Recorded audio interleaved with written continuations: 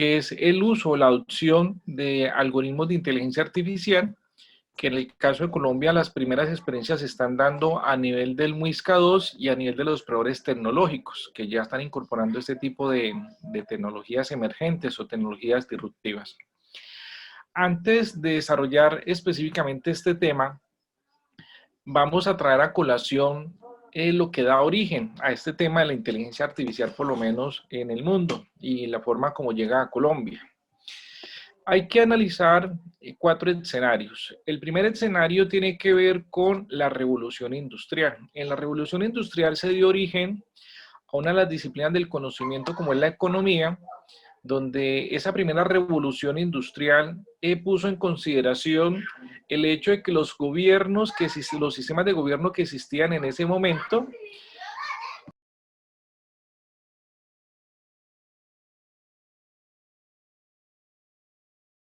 no permitían que se hicieran llegar bienes y servicios a la población. De ahí donde se entra en crisis los sistemas de gobernanza que existen en ese momento. Y la primera revolución industrial en el año de 1760 lo que permite es decirle a estos monarcas que existían en ese momento histórico que se les permitiera a un grupo de personas de crear bienes y servicios para atender la demanda, el consumo que existía en ese momento, porque los gobernantes de turno solamente estaban pensando en abastecer bienes y servicios escasamente a sus élites y al resto de la población los tenían tributando, pero finalmente no llegaban bienes y servicios que pudieran favorecer la dinámica de la producción a nivel global. En esa primera revolución industrial, se permite entonces que los particulares con recursos y con los medios de los gobernantes se dediquen a producir bienes y servicios para poder atender esa demanda. En esa primera revolución industrial, pues empiezan a generarse unos excedentes de producción importantes de bienes y servicios, para lo cual se le consulta al monarca la posibilidad de poder llegar a otros mercados y haciendo lo que en su momento se conoció como la ruta de la seda, por decir el caso de China y otras, y la ruta de las especias en el caso de la India, que ellos no solamente abastecían la producción de bienes y servicios para sus habitantes, sino que tenían excedentes para llegar a otros lugares del mundo, que es donde aparecen los consumidores de otras regiones del mundo donde no se tenía la generación de sus bienes y servicios. Luego viene la segunda revolución industrial, en la cual se pone en contexto la necesidad y la conveniencia de que esas personas que están gestionando son los mandatarios de esos capitales de trabajo de los monarcas, y se permite la creación de lo que conocemos hoy en día como la propiedad privada, porque en el pasado eso no existía, simplemente se tenían eran derechos, mientras uno estuviera bien con el monarca, le daban los títulos nobiliarios y lo ponía uno de mandatario para gestionar y administrar una serie de espacios o de emprendimientos que se tuvieran en ese momento histórico. A partir de la segunda revolución industrial ya se busca la independencia y la autonomía de esos monarcas, se les pide que se les reconozca la propiedad privada y a cambio de eso los monarcas le piden a estos mandatarios que en los excedentes que puedan generar de esos emprendimientos y de esa propiedad privada, pues que participen en los otros 2/3, pues que bien disponga de ellos. También se permite la creación del empleo, se hace la abolición de la esclavitud, se crea la figura del concepto de empleo que no tiene más de 250 años, que desde hace 40 años se empezó a desmontar también. Y también aparece una dinámica y es, bueno, ¿y cómo hacer para facilitar el intercambio, el trueque entre esas diferentes dinámicas del consumo, la producción y la distribución? Y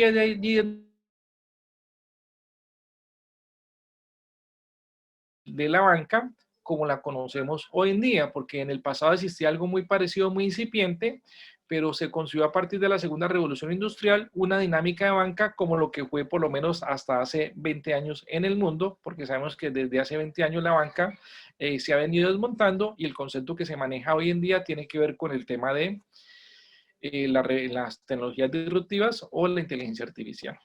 En ese modelo económico duró así durante casi más de 100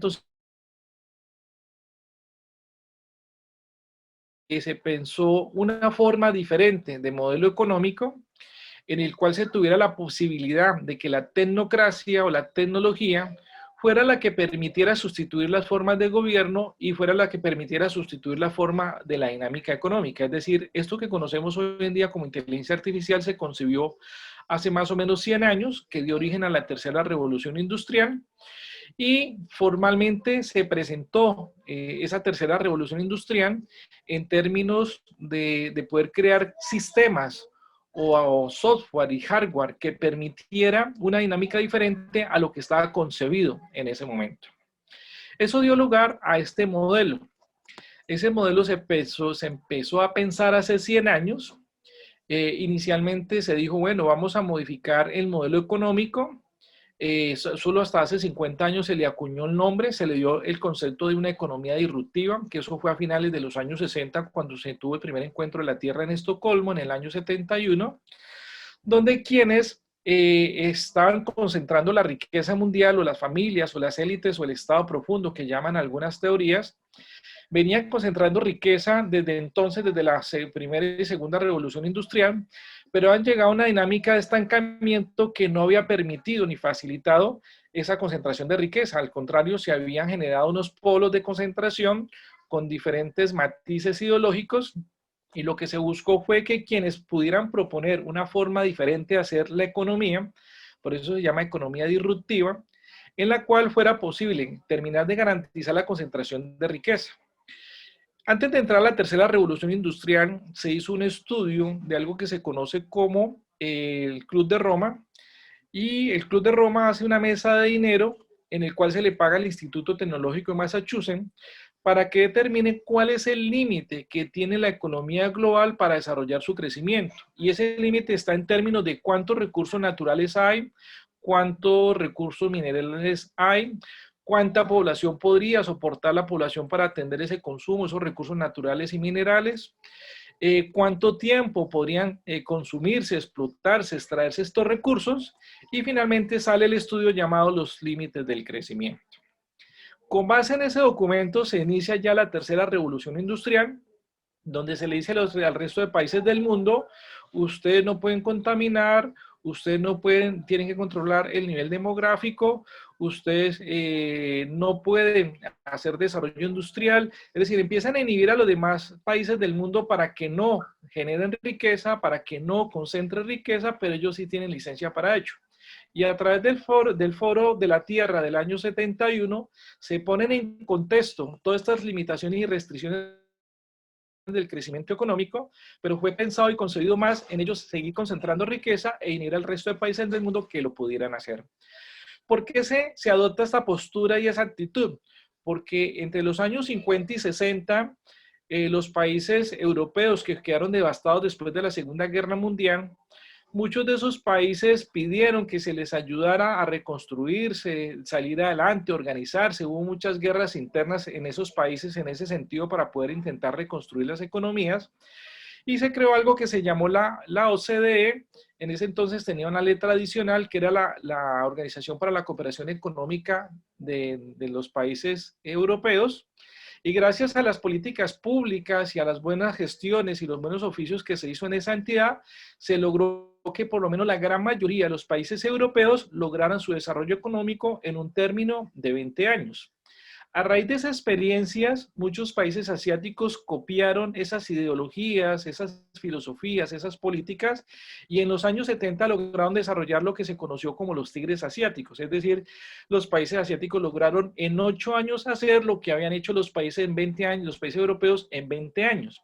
Para evitar que el resto de países del mundo, el resto de economías del mundo le apostaran al tema de concentración de riqueza bajo esas políticas públicas, se frena el resto de países del mundo, se corrompen las economías, se corrompen los grupos económicos, se les inhibe su desarrollo económico y empieza la competencia entre quienes lograron hacer ese posicionamiento. Se cambia el enfoque de la OECD, ya no es solamente la Organización para la Cooperación y el Desarrollo Económico de los países europeos, sino para el desarrollo económico de todos los países del mundo. Se empiezan a crear algo que se conocen como los entes reguladores supranacionales, quienes son los que dictan las políticas públicas a los diferentes países del mundo. Para ese momento histórico, la tercera revolución industrial ya estaba pensando y concibiendo cómo iba a ser esa nueva economía. En ese análisis y en esa propuesta, lo que más se atacó fue el tema de la Big Data de distribución, por eso aparece entre comillas, o entre resaltado o punteado.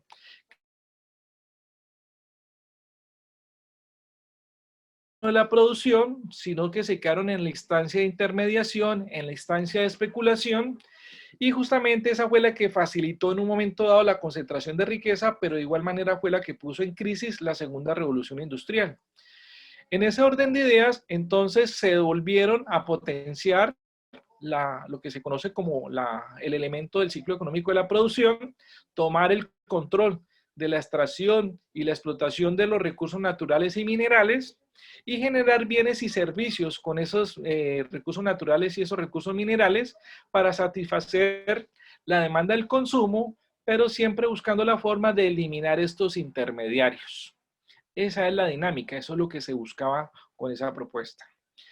Una vez se lograron los desarrollos tecnológicos para proponer un ciclo económico disruptivo, se llama disruptivo es porque en el foro de la Tierra del año 2000, del año 1971 se dijo lo que hicimos, como lo hicimos y como lo estamos haciendo, así no es. Tenemos que repensar el modelo económico nuevamente, tenemos que revisar qué es lo que ha limitado y ha restringido la concentración de riqueza o ha facilitado la distribución de riqueza hacia otros sectores de la economía, hacia otros grupos sociales. Y en ese orden de ideas se dice, vamos a hacer un modelo económico diferente, un modelo económico que se corrijan todos esos errores históricos que se han cometido en el pasado, pero que permitan terminar de concentrar la riqueza que está pendiente y disponible en el mundo. Entonces se piensa concebir este modelo económico. Este modelo económico está pensado en ser subido a la nube, es decir, que toda la dinámica de los negocios sea a través del Internet y en la nube. La segunda dinámica es lo que va en el centro del modelo económico y es poder amarrar y asociar todos los bienes y servicios a lo que se conoce como el Internet de las cosas, que son los que van a monitorear y controlar toda la producción y todo el consumo que se tiene en la población. El Internet de las cosas implica mejorar las infraestructuras de telecomunicaciones, de ahí de la importancia que se tenga que haber puesto 14.000 satélites de órbita alta en 3 franjas diferentes del espacio, que se hubieran tenido que subir 32.000 satélites de órbita baja para poder hacer la intermediación y la conexión de las comunicaciones, que se hayan pensado en crear tecnologías de comunicación de primera, segunda, tercera, cuarta y ahora quinta generación, aunque ya por lo menos en el caso de China se está pensando en tecnología ya de sexta generación, donde las generaciones de las comunicaciones y esta infraestructura de las comunicaciones es en términos de disponibilidad, en términos de accesibilidad y en términos de velocidad.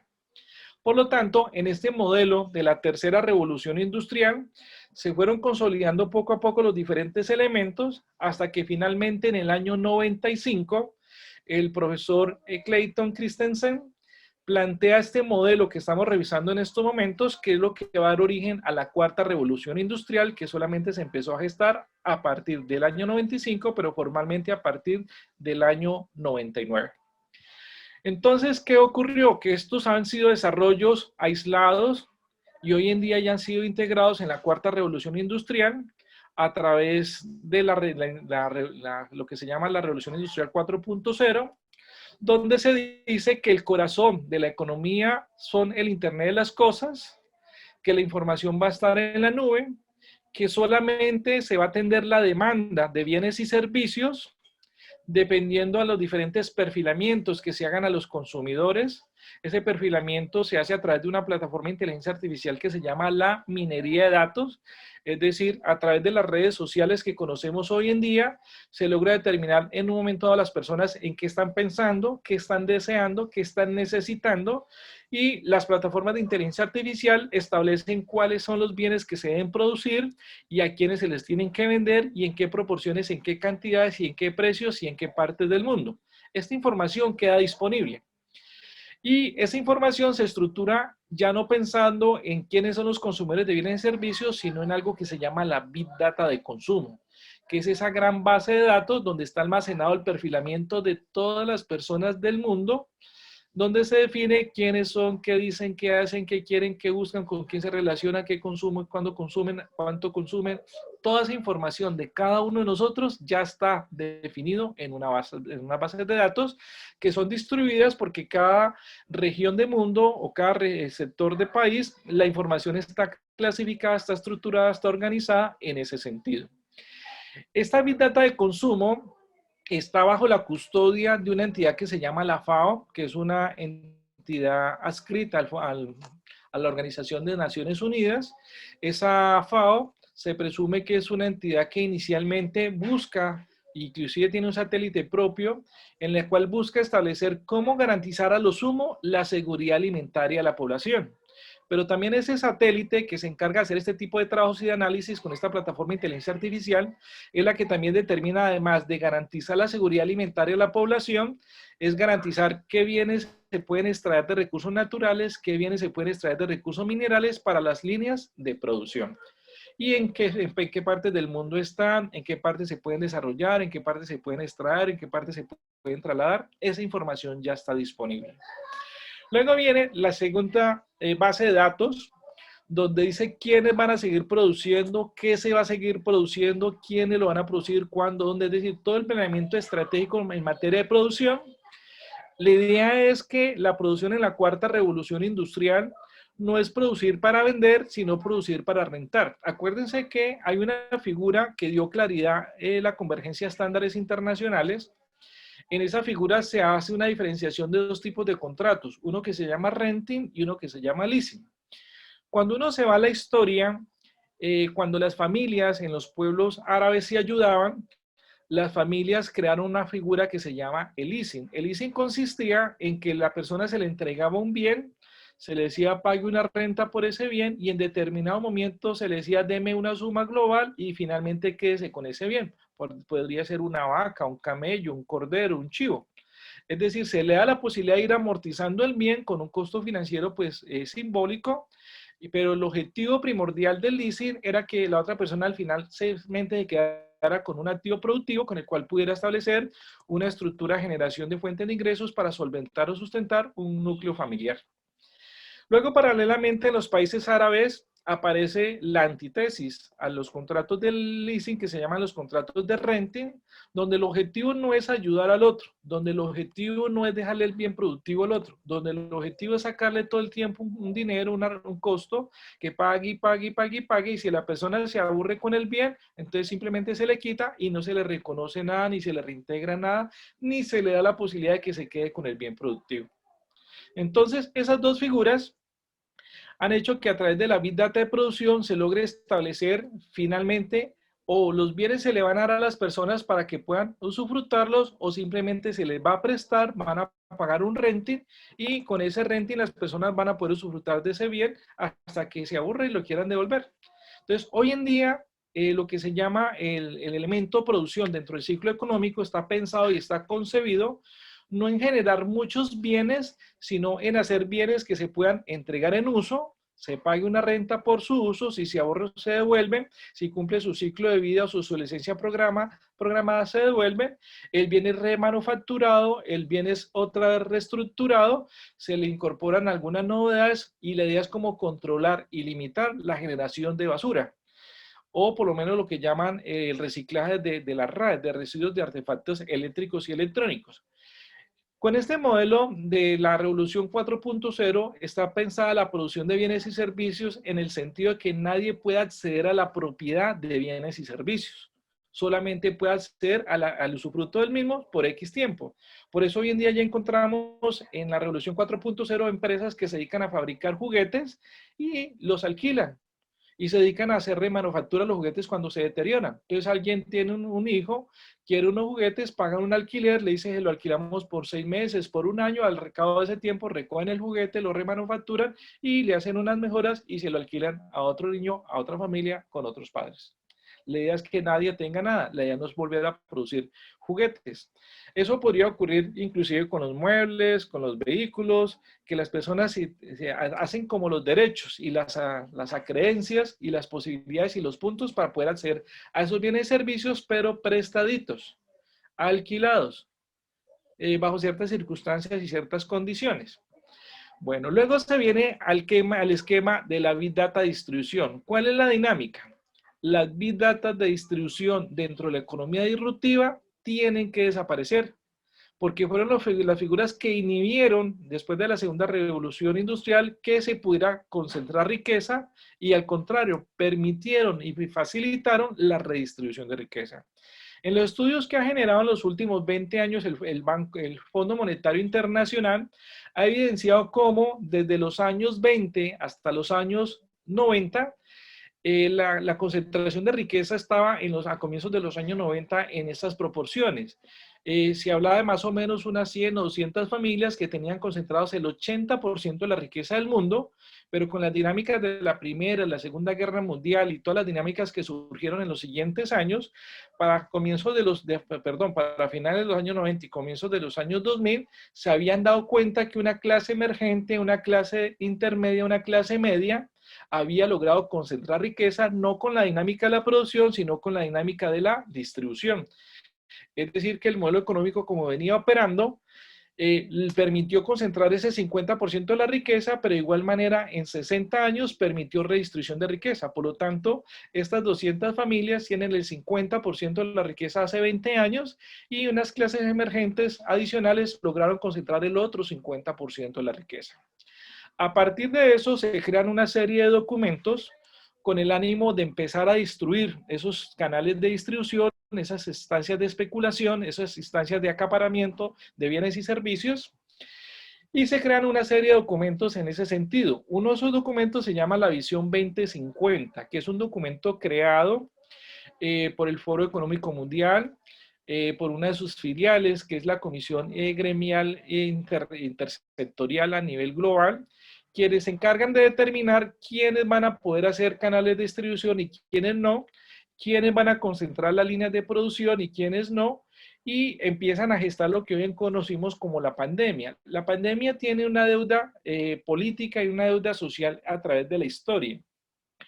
En la tercera revolución industrial se dijo que una forma de generar y concentrar más riqueza era quitándole todas las funciones a las entidades públicas, que esas funciones públicas pudieran ser relegadas o pudieran ser concesionadas a los particulares. Y por eso vemos que desde los años 70 y hasta la fecha, muchas de las funciones públicas fueron delegadas a estos particulares, entre ellos, por ejemplo, la función de la salud. Pero ¿qué se encontró con el fenómeno de la salud? Que se pensó que pudiera ser un negocio rentable y lucrativo, y la verdad es que muchas familias perdieron sus riquezas a través de este negocio. Muchas de ellas se vieron involucradas en prácticas no santas, a través de las cuales estas familias no solo perdieron la riqueza, sino que perdieron el honor, perdieron la ética, perdieron la decencia, y muchos de ellos fueron a parar a la cárcel.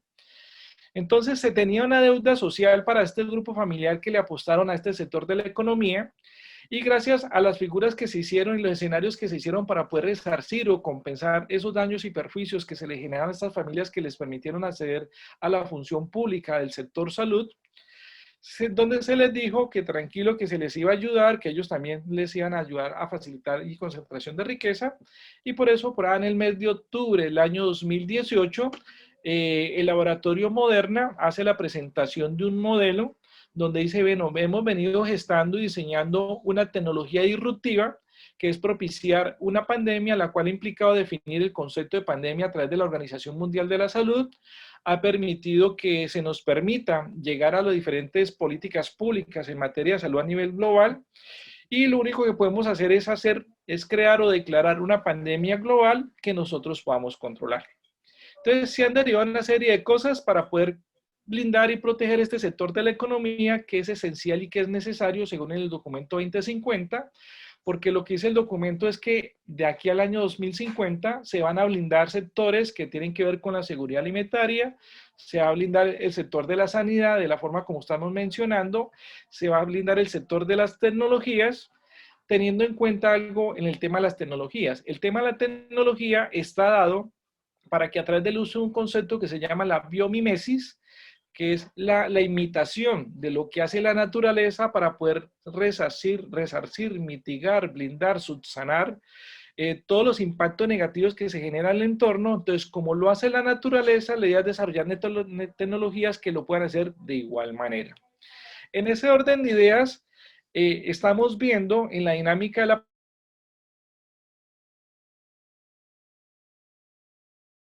es que va a quedar en su mínima expresión, donde encontramos que ciertos sectores de la economía van a seguir controlando la Big Data distribución, pero con otras características. Entonces, las características son las siguientes.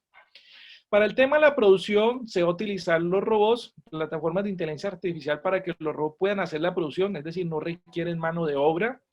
De hecho, hay una serie de servicios que también son sustituidos por plataformas de inteligencia artificial, donde están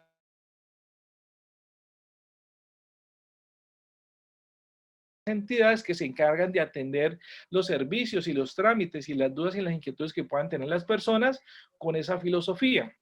Y en el caso de la Big Data distribución, es que se van a optimizar los costos para hacer llegar los bienes y servicios a los consumidores a través de algo que se llama la data analítica o la inteligencia de los negocios, a través también de plataformas de inteligencia artificial que se encargan de determinar quién puede hacer llegar un bien, un servicio que está en excedente, que lo puede hacer llegar en el menor tiempo, en el menor costo posible a los diferentes rincones del mundo. Entonces, hoy en día eso se está dando a través de las páginas de e-commerce en todas sus modalidades que existen.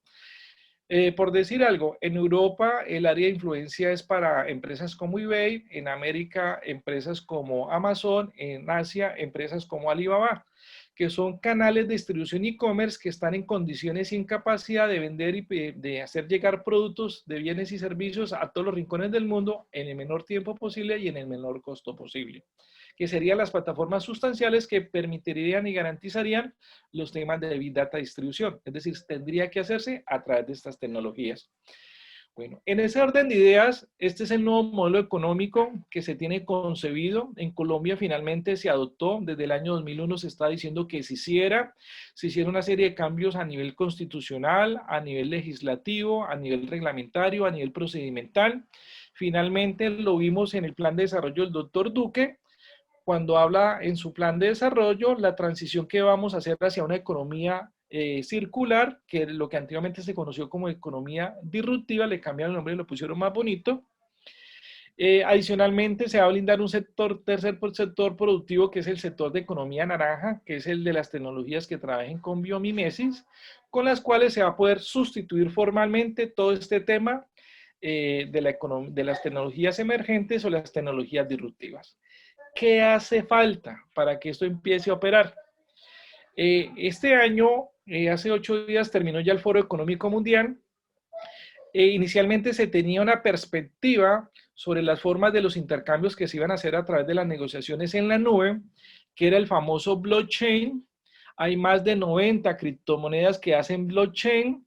Se está pensando en legislar y regular en los países el uso de esas criptomonedas, lo cual implicaría que los países tienen que cambiar su denominación de moneda funcional al de moneda digital, pero entonces se está esperando que se desarrollen 3 o 4 criptomonedas nuevas, una que tiene que ver con el euro digital, el dólar digital, el yuan digital ya empezó a operar en enero del año pasado. Se van a estructurar las dinámicas en los próximos 2-3 años en ese sentido, y con eso finalmente se adoptan el dinero digital, desaparecen los bancos como los conocimos, solamente quedarían las fintechs, que son las tecnologías financieras, que también le llaman las billeteras de bolsillo, que eso se maneja por el celular. Desaparecen las oficinas de los bancos, desaparece el papel moneda, desaparece la moneda propiamente dicho, y empezaríamos a operar con ese dinero digital, ya consolidando todo el modelo de economía circular a través de los blockchain de consumo. ¿Qué es un blockchain de consumo? Es un archivo plano en el cual se tiene información legible, se tiene información encriptada. Vamos a encontrar que la información, ese tipo de archivos planos se conocen normalmente con el formato XML. Un XML tiene una serie de bloques de información que están encadenados entre sí. Esos bloques de información hace referencia al contenido de la información del archivo plano, hace referencia a un bloque que hace referencia al contexto y las relaciones que se dan frente a esa información. También eso le llaman metadatos. Pero de igual manera la información que está en ese archivo legible, ese archivo plano con datos legibles por los usuarios, que alguien podría entrar y mirar y ver su contenido, esa misma información que está en esa forma, aparece otros bloques de esa misma información, pero la información ya está encriptada. Al estar encriptada la información, lo que se busca es asegurar que la información visible, la información legible, no pueda ser alterada, cambiada y modificada. ¿Por qué? Porque resulta que el solo hecho que la información legible pueda ser alterada y modificada cuando se constata y se verifica con la información que está encriptada, si la información es diferente, se entiende que el blockchain o el archivo plano o el XML está corrupto y por lo tanto no se podría usar. Entonces, de esa manera se evita que se alteren, se cambien, se modifiquen esa información legible, que la que esté allí sea esa y no pueda ser alterada, cambiada o modificada, sea esa misma y que está blindada con bloques de información de datos encriptados. En ese orden de ideas, entonces ya está establecido cómo van a ser los blockchain para hacer el registro de los intercambios que se den entre la Big Data de consumo y la Big Data de producción. Ya se tiene establecido cómo va a ser el blockchain entre la Big Data de producción y la Big Data de producción y distribución.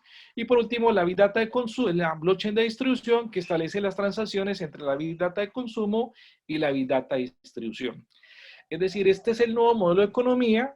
Este es el nuevo modelo en el que tenemos que integrar las dinámicas de los emprendimientos.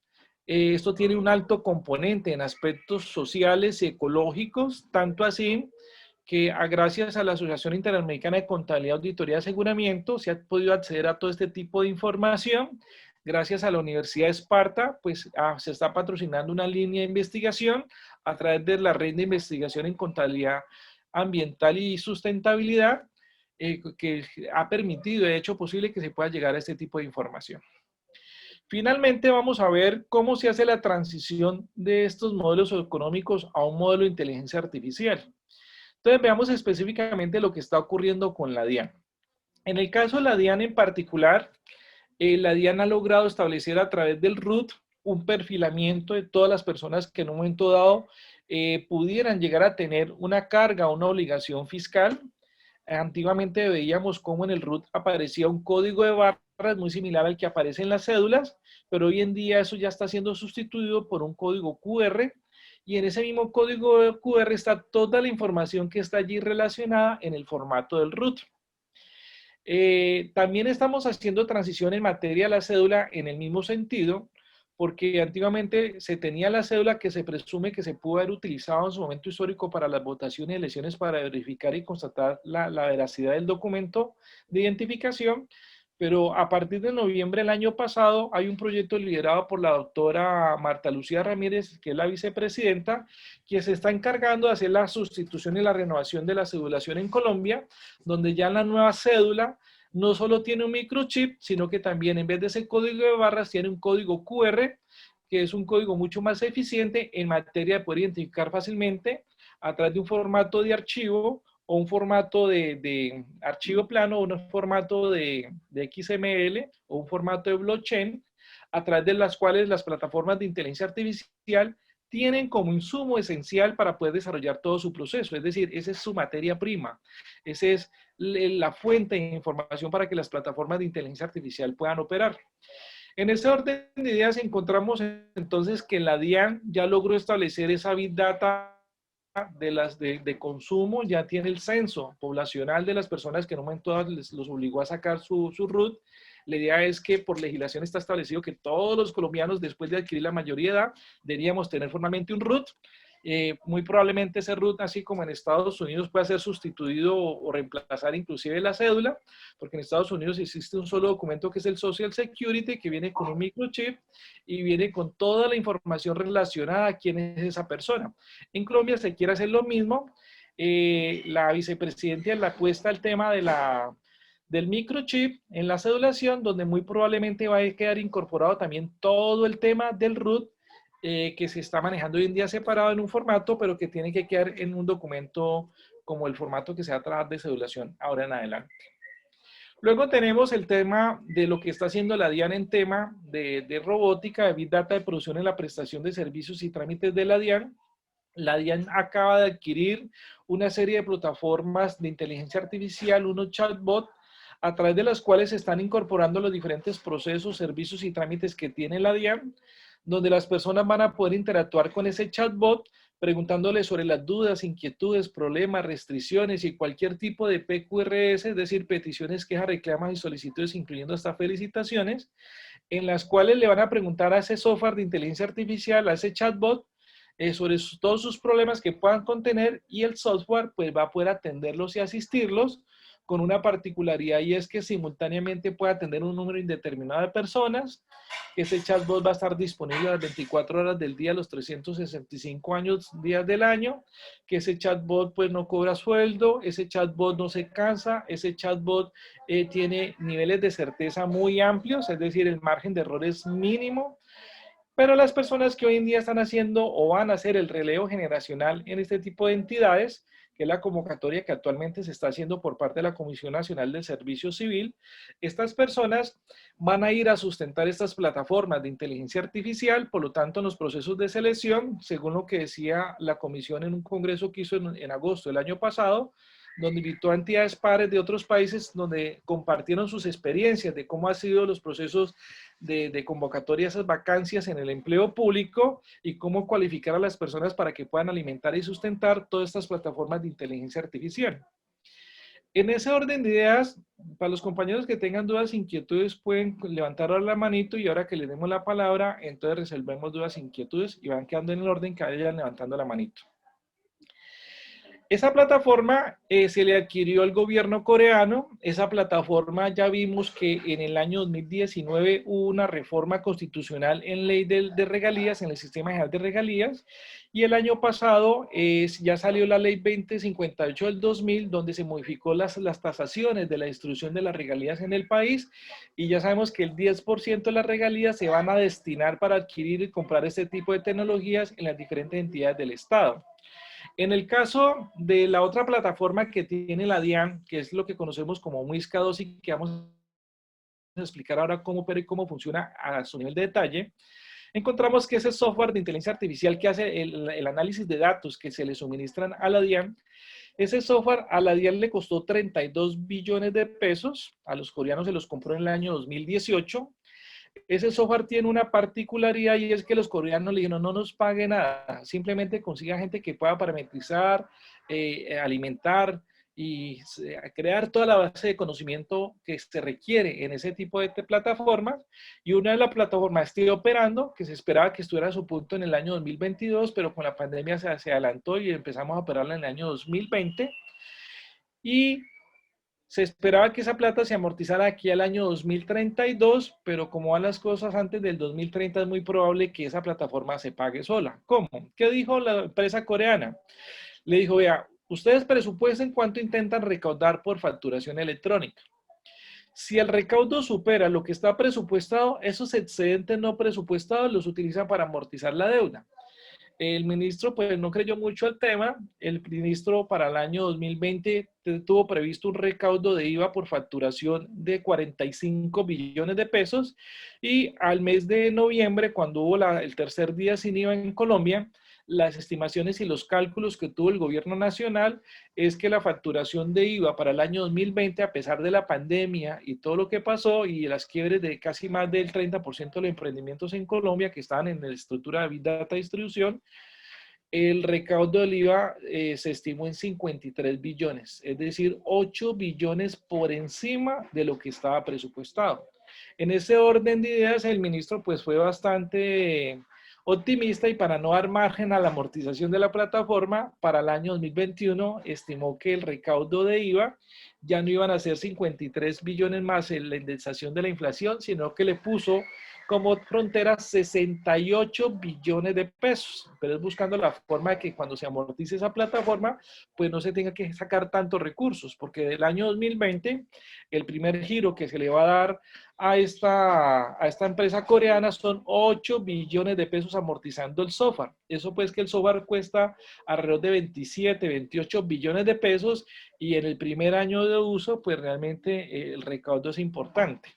Y sabemos que como van las cosas en otros recursos que vamos a mencionar, esas plataformas de inteligencia artificial, así sean billonarias, la verdad es que ellas mismas permiten que solitas con los recaudos adicionales que se generan, ellas solas se puedan ir pagando. Entonces, de esta manera encontramos que la DIAN ya pasó del modelo viejo, de cómo se maneja el ciclo de la actividad económica, ya entró a las economías, a las tecnologías disruptivas, tecnologías emergentes. En el estudio que hizo para el año 2017-2018 la DIAN preguntó cuánta gente se necesitaba para poder operar y soportar esas tecnologías.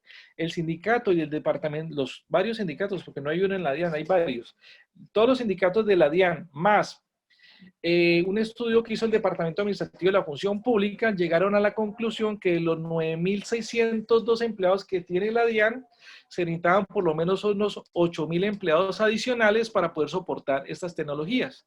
Cuando compran la tecnología a esta empresa coreana, la empresa coreana les dice, no señores, usted no necesita ni 9.000, ni 8.000, ni 17.000, ustedes solo necesitan 1.500 personas.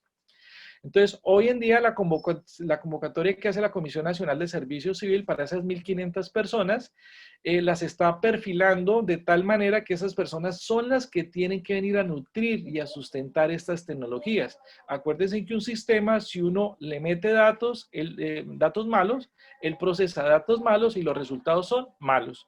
Si queremos que estas plataformas funcionen adecuadamente, se necesita que las personas vengan con un alto nivel nómico, es decir, muy psicorrígidos en el uso y la aplicación de la normatividad, con altos niveles de estética, ética y epistemología, es decir, bien conocedores de los diferentes temas, con un alto nivel de la responsabilidad y con un alto nivel de cumplimiento de normas. Personas que en estos procesos de cualificación, estas 1.500, vienen a hacer el relevo generacional de las 9.602 personas que tiene la DIAN. Es decir, esas 9.602 van a salir en el tiempo y estas 1.500 van a irlas sustituyendo porque poco a poco van a ir trasladando más procesos y más funciones y más procedimientos que se hacen en la DIAN para que estas plataformas lo puedan hacer de manera autónoma e independiente. Como este tipo de tecnologías obviamente tiene muchos enemigos, pues hemos visto cómo en los últimos 2 años los ciberataques a las plataformas de la DIAN han sido críticas. Como la DIAN tiene 2 plataformas, que es el Muisca 1 y el Muisca 2, el Muisca 1 pues se ha damnificado mucho a los contadores y a las empresas y ha dado lugar a demandas y multas y también exenciones a los mismos porque han logrado demostrar que no ha sido culpabilidad ni de la empresa ni de los contadores. Pero en el caso del Muisca 2, hemos encontrado que ese software tiene la capacidad en línea y en cuestión de segundos, por decir algo, recibe un ataque. En un segundo analiza en qué consiste el ataque. En 2 segundos más hace el desarrollo del código y en 2 segundos más neutraliza el ciberataque. Es decir, en 5 segundos, ataca, repele cualquier tipo de ciberataque que pueda generar. En el Valle del Cauca, hay una empresa que tiene la mitad del capital es de la gobernación y la otra mitad del capital es del sector productivo, del sector empresarial. Esa empresa está en Zona América, en la zona franca.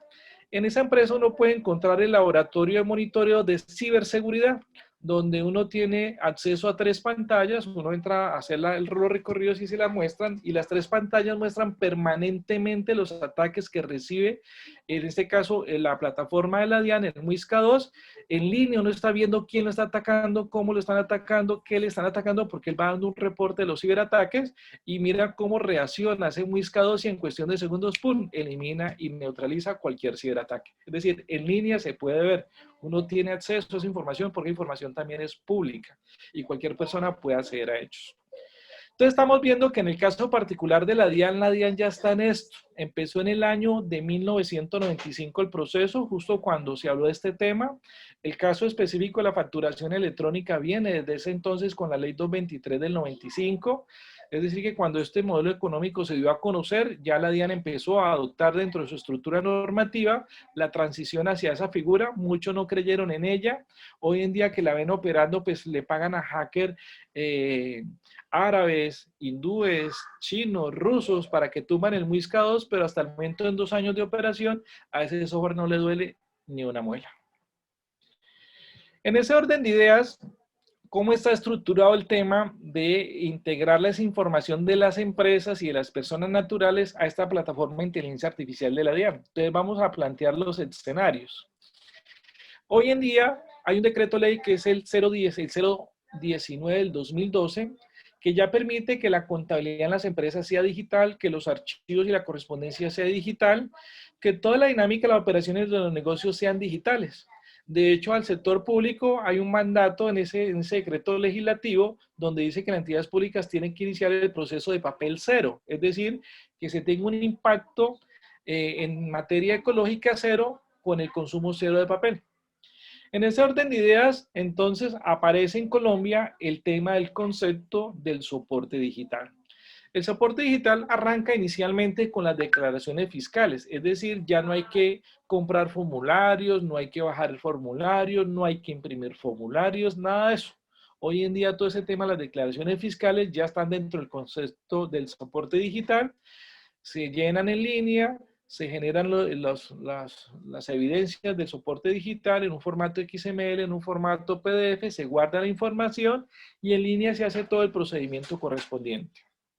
La segunda fase tuvo que ver con la nómina.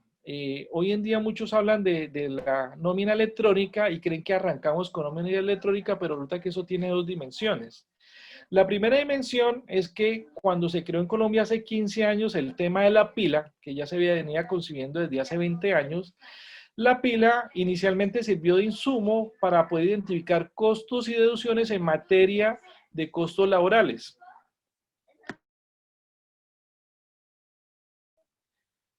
Hoy en día, cuando se habla de la nómina electrónica, ya es la versión 2 y ya el concepto de la planilla de esa nómina electrónica no es el de costos y deducciones para empresas, sino el de costos y deducciones para el sistema cedular de las declaraciones de renta de las personas naturales. Es decir, hoy en día las empresas van a dar un mayor nivel de detalle que se hacía anteriormente en la pila, en materia de cuáles son los conceptos de detalle del devengo para saber cuál es la fuente de ingresos de los trabajadores en materia laboral. Se va a dar un detalle de las deducciones que se hacen en nómina en materia de deducciones por fondos de empleados, por cooperativas, por conceptos de libranzas, por conceptos de embargos judiciales o créditos que la empresa le hayan otorgado a los empleados. Y además por de pronto los ahorros que adicionalmente se hace al fondo de pensiones para cada uno de ellos.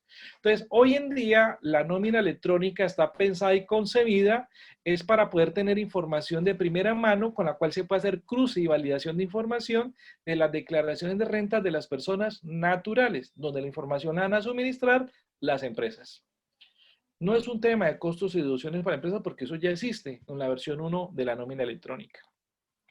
Luego viene una tercera forma del soporte digital que se viene integrando a estas plataformas de inteligencia artificial de la DIAN, donde se hizo toda esa base de conocimiento, que fueron los requerimientos que hicieron estas empresas que ofrecieron las tecnologías. Les dijeron, de nada me sirve que usted me compre el negocio hasta que usted finalmente no tenga esa base de conocimiento, no tenga todos esos insumos, que no tenga toda esa información estructurada con unas características para poder que esas plataformas empiecen a operar. Porque el sistema, si no tiene la data, si no tiene la big data, si no tiene la base de conocimiento, el sistema no opera. Entonces, aparece algo bien interesante que se llama la información exógena, que antes se conocía como medios magnéticos. Ya la información exógena es la segunda versión.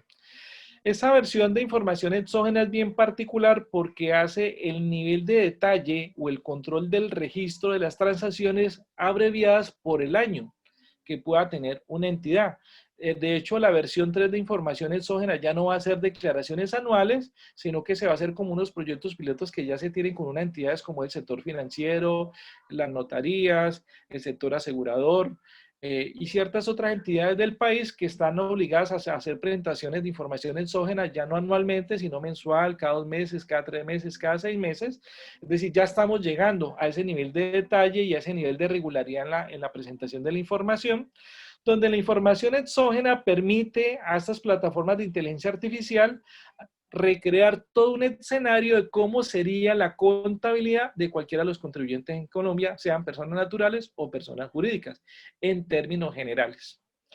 Luego tenemos otro insumo de soporte digital, que es la famosa factura electrónica. En la factura electrónica se tiene dos momentos. para quien es el adquiriente y es a quien se le emite la factura, para que los archivos planos que se están generando de la factura de venta finalmente se conviertan en blockchain, hacen falta dos características. La primera característica de ese blockchain es que se necesita incorporar en la factura electrónica no solamente la firma del proveedor digital que emite la factura, sino la firma de aceptación del adquiriente, donde incorpora su firma, creando algo que se llama el contrato inteligente, que es otra característica de blockchain, y finalmente esa facturación electrónica o ese archivo del adquiriente se le manda a los convenios que tienen con el sector financiero para que el sector financiero incorpore en ese archivo XML, en ese archivo plano, en ese archivo donde están todos esos bloques con datos que ya hemos enunciado, incorpore finalmente cómo se materializa el pago, cómo se hace la monetización de esa transacción, de ese intercambio. Una vez ese archivo XML se le incorpore la firma digital del adquiriente y se le incorpore los términos de la amortización o pago de esa factura de venta, ya el archivo XML tiene todas las características de un blockchain. Eso lo vamos a ver más adelante, ese blockchain cuando tenga esas caracterizaciones, ¿para qué va a servir? ¿Eso qué uso va a tener? Como del otro lado se necesita que se tenga el tema de la contraparte de factura de venta, pues falta que se regule en Colombia que los proveedores tecnológicos también puedan recibir esa factura, pero eso implicará que previamente el adquiriente diga qué tipo de información espera recibir, con el ánimo que se pueda cruzar y validar con la información que llega de la factura de venta de sus proveedores. Y que el proveedor tecnológico pueda validar y constatar e incorporar la firma digital diciendo hago la aceptación de la factura y esta es mi firma digital de dicha aceptación. También aparece algo que ya hace transición al tema de factura de compra con firma digital y está con lógica inversa, es decir, no tiene la firma digital de quien lo recibe, sino de quien lo emite, y esto es muy particular porque en estos momentos ya todos estos proveedores tecnológicos tienen todo esto que estamos mencionando aquí, esos desarrollos ya existen, falta es que se legisle para que se haga obligatorio, y hoy en día, por ejemplo, ya se está incorporando el tema del documento soporte para quienes no están obligados a facturar y aún así tengan que cobrar sus bienes y servicios, lo puedan hacer a través de quien emite, que a quien se le va a cobrar, sea quien se encargue de hacer la facturación bajo la denominación de documento soporte, con las mismas características de una factura de venta, pero con menos rigurosidad en cuanto a cantidad y calidad del dato.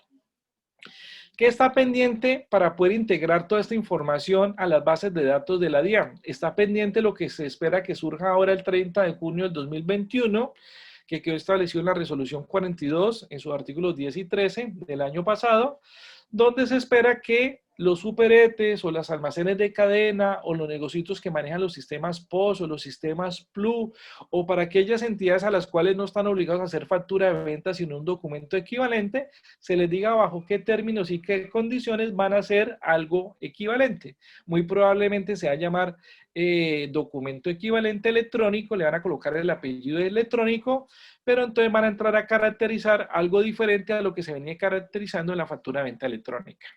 Eso está pendiente. ¿Qué más está pendiente?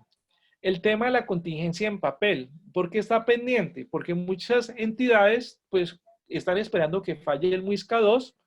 Muchos ni siquiera han mandado a hacer el talonario de papel y el día que tenga que hacer la contingencia, entonces van a tener que ir corriendo a buscar la factura de papel o no van a declarar las ventas porque no pudieron facturar. Lo curioso es que son muy pocas las entidades que tienen impresos ya los talonarios de factura de papel porque no han visto la necesidad, porque el sistema hasta la fecha, después de 2 años de operación, no ha fallado. ¿Y cómo va? Muy poco probable que falle.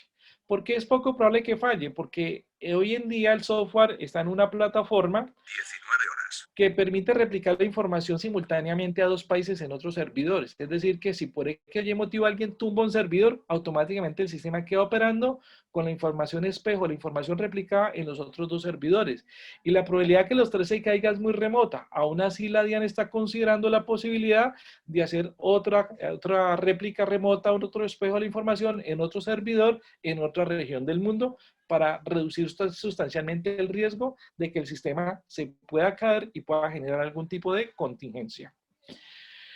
¿Cómo se genera la integración entonces de toda esta información que hemos mencionado? Que es lo que llama uno la contabilidad forense, porque esta información ya es forense, es información económica, con los sesgos de medición y valoración, donde no se tiene el valor económico real, sino el valor tributario estimado o presunto que establece la norma tributaria. Esa información tiene dos dinámicas. La primera dinámica es que se haga a través de plataformas, ya sea una plataforma de la DIAN para los usuarios gratuitos, ya sea que se haga una plataforma de los proveedores tecnológicos que ofrecen ya el software de facturación en la nube, o la otra forma es aquellas casas de software que lograron calificarse como proveedores tecnológicos y hacen que su software haga lo que hace un proveedor tecnológico en su software en la nube. ¿Qué hacen estas plataformas? Crean el archivo plano encriptado de una vez para ser integrado a todo el proceso de validación ante el MUISCA2. Esa es una forma. Existe otra forma. La otra forma es a través de unos servicios integrados, servicios web, llamados web service, donde lo que se hace es previamente un archivo pre-XML. ¿Qué tiene el archivo XML? Solamente tiene los bloques de datos legibles y no tiene ningún bloque de datos encriptados. Eso no lo tiene todavía. Entonces, ¿qué hace ese archivo pre-XML? Se hace a través de un software que se comunica con la DIAN, hace el archivo XML y la DIAN es la que se encarga de incorporarlos en el archivo XML, toda la información de los párrafos encriptados. O también se hacen a través de los proveedores tecnológicos, donde se hace la sincronización entre el software de la entidad, los archivos planos, porque puede mandar por archivos planos, donde se hace el pre-XML y se manda para el software de validación de la DIAN. En este le he puesto un asterisco porque a veces las empresas en sus contratar a otro proveedor, otro, que le llaman el integrador, que es una empresa intermediaria que se encarga de coger la información del software, darle el formato del XML y de hacerle el envío de lotes de información hacia el software de la DIAN. Y tiene un costo adicional para los usuarios de la información. Entonces, veamos qué pasa en el caso de A, que es el XML, y qué pasa en el caso de B, que son los archivos pre-XML. Cuando digo pre-XML es porque no tiene los bloques de datos encriptados todavía. Entonces, veamos qué hace A. A inicia el proceso XML del visto bueno de la DIAN en las plataformas de inteligencia artificial, pero en el caso de B, necesita pasar por las plataformas del proveedor tecnológico, quien tiene también una plataforma de inteligencia artificial que se encarga de hacer eso. ¿Se imaginan si ese mar de facturas o documentos digitales fueran procesados por usuarios o personas? Eso no lo haría nadie. Gracias a estos web services y a esos procedimientos almacenados, ellos ya saben qué tienen que hacer con los archivos planos, cómo tienen que hacer las encriptaciones, cómo tienen que hacer el reenvío de esa información, cómo tienen que hacer la verificación y la validación de esa información, y el software solito se encarga de procesar esos mares de información, esas big data de información. Entonces, una vez tiene el visto bueno de ese pre-XML por el proveedor tecnológico, pasaría entonces a la incrustación de los párrafos encriptados correspondiente a la firma digital, correspondiente al código único, el soporte digital. En este caso citamos el CUFE, que es el Código Único de Factura Electrónica, o el CUDE, que es el Código Único de Documento Electrónico. Y también le incorpora en el archivo XML la información encriptada correspondiente al código QR. Y de esa manera se genera ya el XML con información legible, información encriptada, y la imagen de ese archivo XML a través del formato PDF. Y nos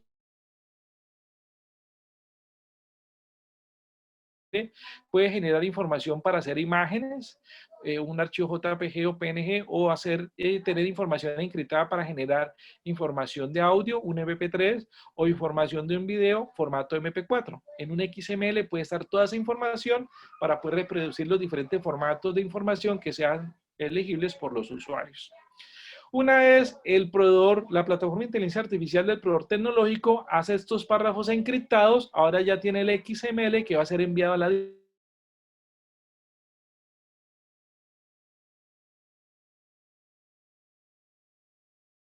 si pasan la revisión, se entiende que ya hubo la validación previa y se pasa a la siguiente instancia, que es el web service, que se encarga de establecer un formato de encriptación. Es decir, en el caso de los XML, los párrafos encriptados utilizan una tecnología que se llama el chat 384. La más grande que se conoce hoy en día es 2056. es muy probable que como eso ocupa tanto espacio, en el mediano plazo si hay problemas de seguridad pudiera llegar a subir hasta 512, pero la verdad es que con 384, primero no tiene sentido que intenten desencriptar, cambiar o alterar la información, porque en los blockchain la información está distribuida. ¿Qué significa eso? Que en diferentes partes está la misma información y si entre ellas se llegan a identificar que donde está el recorrido la trazabilidad de la información, alguno de los archivos fue corrupto, se corrompen todos los archivos y se cae la información y se evidencia quién está cometiendo fraudes de manera automática. O sea, es muy poco probable que eso se pueda deteriorar y dañar. Una vez se hace la encriptación con el formato SHA-384 de esos párrafos, entonces se manda a la plataforma de inteligencia artificial del proveedor tecnológico, quien se presume que tiene unos modelos de procesos llamados los CRM, que es la administración de recursos con los clientes, donde se hace a través del sistema de correo electrónico. Vamos a ver para qué sirve.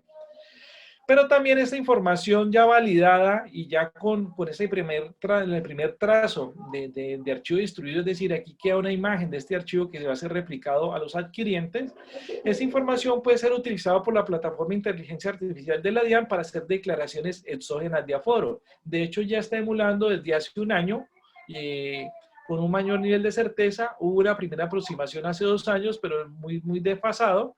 Pero con lo que vimos el año pasado encontramos que las declaraciones de renta de las personas naturales tenían incorporado un número de información de datos propios del reporte de información exógena que habían sido declaradas por las personas obligadas a hacerla y con las cuales se logró por lo menos intentar cruzar y constatar parte de la información de las declaraciones de renta de personas, por lo menos de personas naturales.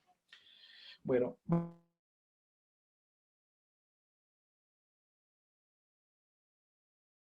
CRM de la plataforma de inteligencia artificial del proveedor tecnológico. Pasamos a una fase que se conoce como el acuso de recibo.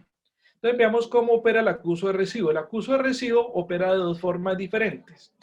Si el cliente tiene un web service de un CRM, es decir, tiene un software ERP, se presume que se le pasa al CRM del cliente para que el cliente coja sus archivos XML y PDF y ya sea que se haya utilizado la plataforma de la DIAN, lo haga automáticamente el envío del acuso de recibo de esa facturación electrónica a los adquirientes, o ya sea que se haga a través de la plataforma del proveedor tecnológico, o ya sea que se haga a través del software que ha adquirido o es propietario por parte del facturador. Pero muchas veces, como no se tiene el web service CRM, en el tema del software que colocó el asterisco, ahí es donde le tocaría a una entidad contratar a alguien que coja todos esos formatos de esos archivos XML y PDF y contrate plantillas para hacer el reenvío masivo de estos temas de facturación cuando son muchos. Finalmente, se requiere un visto bueno del CRM, donde va a decir si se aceptó o no se aceptó la factura. Si la factura no es aceptada, entonces viene aquí para que se mire cómo se va entonces a anular. Y si la factura es aceptada, entonces entrará a formar parte de algo que se conoce como los repositorios del Big Data de correos y soportes adjuntos para la entidad, donde estableció a qué correo va a llegar la información. Parte de estos repositorios están en la nube, en las aplicaciones de los proveedores tecnológicos, pero a veces las empresas que tienen CRMs o tienen su software en la nube, pues tienen sus propias Big Data para almacenar esa información. Finalmente llegamos entonces a la gestión documental del archivo. La gestión documental del archivo tiene 2 tiempos. Antiguamente esas Big Data de correos y a soportes adjuntos se envían a las entidades. Hemos visto y lo vimos hoy en particular por ahí una empresa de acueducto muy pequeñita, un acueducto rural, donde las personas de esa área de facturación, a pesar de haber hecho facturación electrónica, ellos ¿qué hacen? Imprimen la factura y se la hacen llegar por correo certificado a quienes tienen el deber de pagar esa factura, y siendo que ya se le mandó por correo electrónico y se la mandan físicamente también.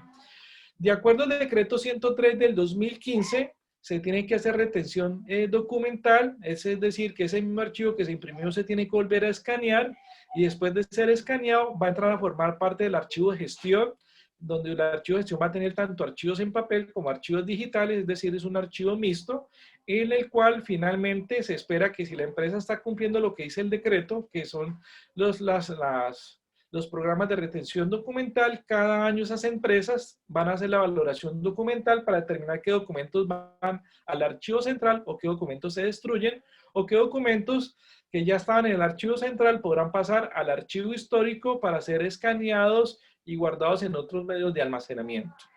Eso es lo viejo. Con lo nuevo, ¿cómo sería?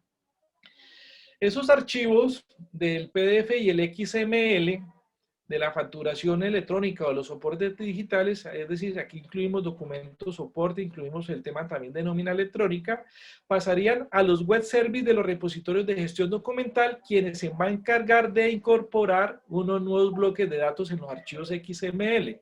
Es decir, va a poner en contexto unas nuevas situaciones y modificaciones que se le van a hacer a ese archivo XML para convertirse en blockchain. Entonces, ¿qué va a pasar con esa información? Va a pasar a las entidades que supuestamente están produciendo los documentos, quienes se van a encargar de darle la nomenclatura al archivo electrónico, diciéndole cuál es su serie, su subserie,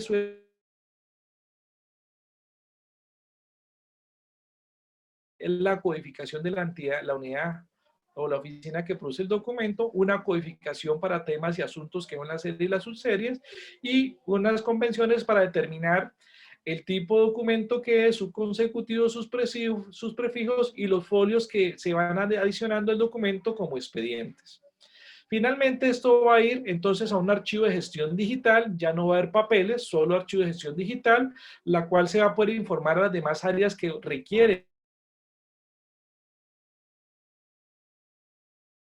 Se va a generar una serie de trazabilidad donde se van a incorporar nuevos bloques. Es decir, si existieron notas débitos, si existieron notas créditos, si hizo el pago, si hizo una amortización, todo lo que le va sumando el archivo XML a través de los convenios que mencionamos ahora que se pueden hacer a través de los bancos para que los bancos se encargaran de hacer los pagos, la programación de recaudos y la programación de pagos de todas las obligaciones y acreencias que pueda tener la entidad, para que finalmente esa información pueda ser replicada lo que ya existía con base en los nuevos bloques que se van incorporando en la trazabilidad del expediente, que en algunos casos evidenciamos que son cambios que se dan y que no solamente es de información que es del archivo de gestión, sino que son cambios de información que ya previamente ha sido almacenada y que implicarían cambios en los archivos centrales y en los archivos históricos. Con esto aparece algo muy interesante y es que una vez se tenga, por ejemplo, este blockchain de trazabilidad, este será el insumo esencial para que una plataforma de inteligencia artificial, con base en este archivo plano encriptado, se pueda hacer los registros contables de manera automática sin que el contador tenga que hacer absolutamente nada. Este blockchain de trazabilidad de expedientes XML se encargaría de hacer todos los registros contables, que a su vez se encargaría a través de las taxonomías hacer todos los formatos de rendición de cuentas y a través de las plataformas de inteligencia artificial en el módulo de inteligencia de negocios o de data analítica hacer todos los cálculos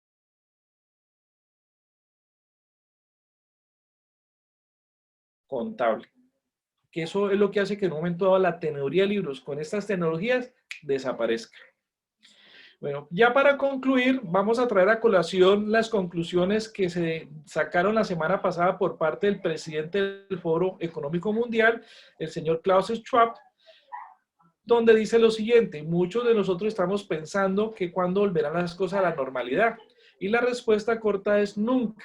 La pandemia del coronavirus marca un punto de inflexión fundamental en nuestra trayectoria global. Se están produciendo cambios radicales de tal alcance que algunos expertos hablan de una era antes del coronavirus y una era después del coronavirus. Y adicionalmente se está hablando de cómo se va a hacer el gran reseteo, el gran reinicio de la economía una vez se adopten formalmente las criptomonedas a las cuales tendrán que hacer convergencia el papel moneda de todos los países del mundo. Entonces, de esa manera cerramos la idea que queríamos presentar y contextualizar. Son muchos elementos, son muchos referentes, es mucha información, pero de pronto dudas, inquietudes que puedan tener para aclarar, ampliar y precisar el tema, pues para que levantemos la mano y empecemos a dar a los compañeros que nos están acompañando esta noche. Gerson, muchísimas gracias por este esfuerzo de resumir el panorama mundial en tan poco tiempo, realmente. A mí, por ejemplo, me queda súper claro el esfuerzo que está haciendo realmente la DIAN por, por formalizar y por tratar de ampliar el padrón fiscal con la inclusión de todas esas personas naturales. Contigo que hablábamos en días pasados de realmente la nómina electrónica no está hecha para que las empresas informen a la DIAN de lo que están pagando, sino más bien para que la DIAN pueda recoger la información de estas empresas de cuánto están recibiendo sus empleados y cómo están formalizando como ese tema para de ahí de alguna manera como coger no a las personas naturales, digamos al dueño de la fama, sí, o a ese tipo de personas, que ese sería como la otra importante porque es una muy buena cantidad, sino digamos a los que ya pueden estar, a los que ya pueden rastrear. Y pensaría yo que el siguiente paso finalmente va a terminar siendo coger a todo el que puedan coger de alguna forma, o sea, terminar de rastrear a todo el mundo para que como en Estados Unidos pues tengamos todas las personas, digamos que estamos económicamente contribuyendo o haciendo transacciones económicas en el país, más bien porque no puede ser que no estemos contribuyendo al país, pero sí generando, digamos, un movimiento de la economía, estemos reguladas para así también, digamos, recoger el dinero, digamos, de todos estos impuestos. A mí me parece una cosa increíble que no ha entrado ni siquiera el 30% de los contribuyentes que puedan, digamos, entrar, de los 4 millones de contribuyentes que, digamos, están avalados teniendo RUT y que están declarando supuestamente, no han entrado ni siquiera el 20% y ya la DIAN está recogiendo, está en un superávit de recoger IVA. ¿Cómo será cuando entren todos los que tienen que Pongan en entrar, cintura ¿no? todos, sí. Bueno, ahí José Granado nos va a preguntar algo para que abra el micrófono, por favor. Bueno, sí, muy buenas noches a todos. Bueno, en primera instancia, pues agradecerte por esta charla, me pareció bastante interesante. Y con respecto a ella, pues tengo como tres preguntas. Una, pues yo veo que todo lo que se busca a través de estos diferentes métodos es la formalización. Lo que hay con la duda de ellos, bueno, ¿la DIAN va a hacer algún esquema de control sobre todas aquellas personas para que realmente se formalicen? Sí, muy La segunda pregunta es, tú hablabas respecto a las criptomonedas. Me pareció muy interesante lo que me decía de que el euro digital. se necesita que el root tenga correo electrónico porque ese es el medio de enlace y de comunicación para actualizar el root. Pero entonces el gran problema que está presentando hoy en día es que para poder actualizar ese root no se puede hacer en la nube, no se puede hacer en línea, no hay el punto de enlace del correo electrónico para hacer la actualización del root. Entonces, ¿qué va a pasar con casi 6 millones de pensionados que son los que están allí? Pues esos 6 millones de pensionados tienen plazo hasta junio de este año para actualizar su root, por lo menos colocando el código de actividad económica 0020 y colocando su correo electrónico y su teléfono porque son esenciales hoy en día para poder que el software pueda operar.